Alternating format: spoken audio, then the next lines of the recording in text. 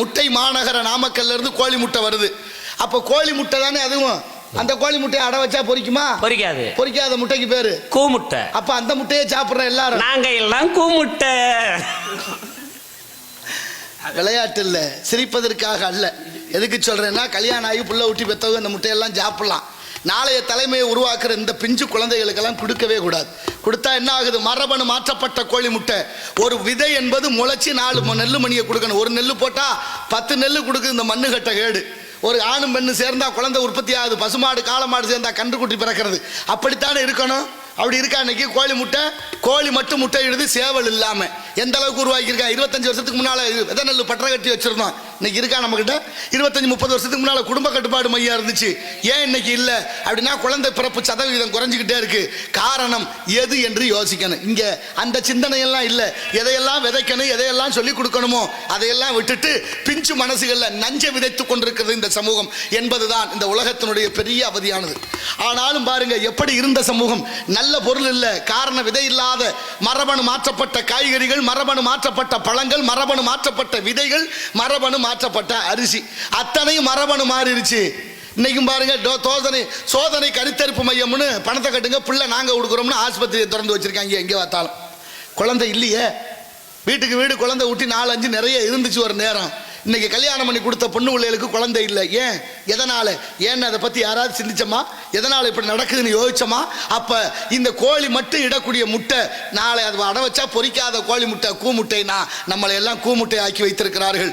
இந்த உலக நாடுகளில் பல பேர் சேர்ந்து மேல இருந்து திட்டம் போடுறேன், நம்மளை எல்லாம் எப்படி வருமான பொருள்களாக மாற்றலாம்னு. ஆனால் அதை பத்தி சிந்திக்காத இந்த தமிழகம், அதுதான் ரொம்ப வேதனை. உப்பு கூட உப்பா இல்லை. கடற்கரையிலேருந்து உப்பு வண்டி வந்து ஊருக்கு உப்பு ஊத்துச்சு. அந்த வண்டியில கொண்டு வந்த உப்பு வாங்கி சாப்பிட்ட வரைக்கும் யாருக்கும் எந்த நோயும் இல்லை. அந்த உப்பை பெரிய முதலாளி வாங்கிட்டு போன, அதை பெரிய வெள்ளையாக்கணுமே, அழுக்கா இருக்குன்னு சொல்லி ரசாயனத்தை பயன்படுத்தி வெள்ளையாக்கின உப்பை தூளாக்கின உப்பை பையில அடைச்சான். அதுக்கு ஆங்கிலத்தில் சால்ட்னு பேர் வச்சான்.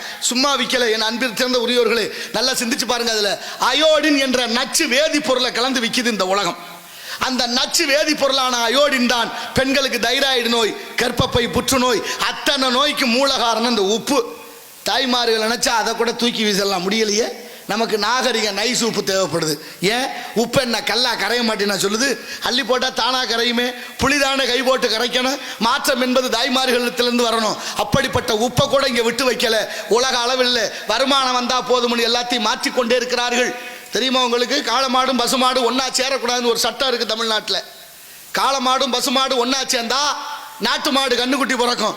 நாட்டு மாடு கண்ணுக்குட்டி பிறந்தா நாட்டு மாட்டை அழிக்க முடியாதுங்கிற சூழ்ச்சியான ஒரு காரணத்திற்காக காளமாடும் பசுமாடு சேரக்கூடாதுன்னு ஒரு சட்டத்தை போட்டு சென ஊசி விற்க ஒரு மருத்துவர் இருக்காரு, அதான் வெட்டினரி டாக்டர்.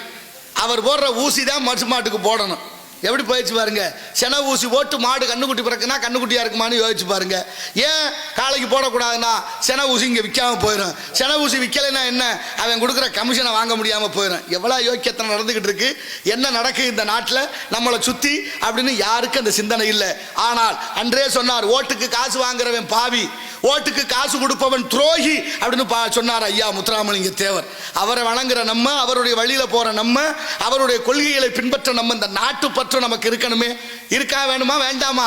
நாட்டு பற்று, மொழி பற்று அத்தனை இழந்து கொண்டு தமிழன் என்ற சிந்தனையில் வெளியேறிட்டோம். அதனாலதான் வந்தே போனதெல்லாம் புரடியில் அடிக்கிறேன். ஒன்றரை வைங்க பார்ப்போம்.